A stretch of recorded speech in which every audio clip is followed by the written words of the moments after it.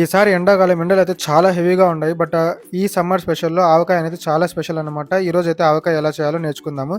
దానికోసం అయితే మా ఇంటి పక్కన వాళ్ళైతే ఫ్రెష్ మామిడికాయలైతే ఇచ్చారు. వాటితో అయితే ఆవకాయ చేస్తా ఉన్నాం.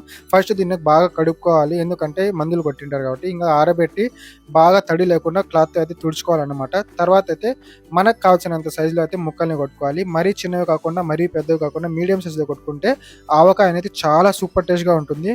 దానికోసం అయితే ఫస్ట్ తిరగబాతు పెట్టుకోవాలి. దానికోసం ఎండుమిరపకాయలు, వెల్లుల్లి రెబ్బలనైతే నూనె వేడెక్కిన తర్వాత ఆవాలేసి బాగా అయితే తిరగబాతు పెట్టుకోవాలి. చాలామంది తిరగబాతు పెట్టుకోరు. ఏస్తే అరోమా అండ్ టేస్ట్ చాలా సూపర్‌గా ఉంటుంది.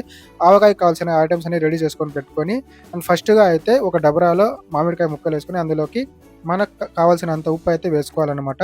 తర్వాత ఆవపిండి అయితే కలుపుకోవాలి అందులోకి.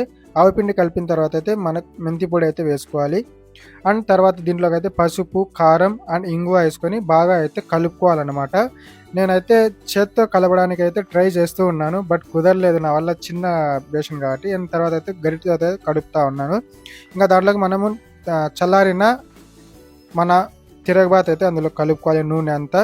ఇదైతే చేత్తో కలిపితే ఇంకా టేస్ట్ అయితే చాలా బాగా వస్తుంది. నేనైతే చేత్తో బాగా కలిపేశాను. దీన్నైతే ఒక జాడీలో గానీ, ఒక ప్లాస్టిక్ డబ్బాలో గానీ వేసి 3 రోజులు ఊరనివ్వాలి. చాలా అంటే చాలా టేస్ట్ ఉంటుంది. తర్వాత కలిపిన బేషన్‌లో అయితే అన్నము కలుపుకొని తింటాం అంటే చాలా సూపర్ టేస్ట్‌గా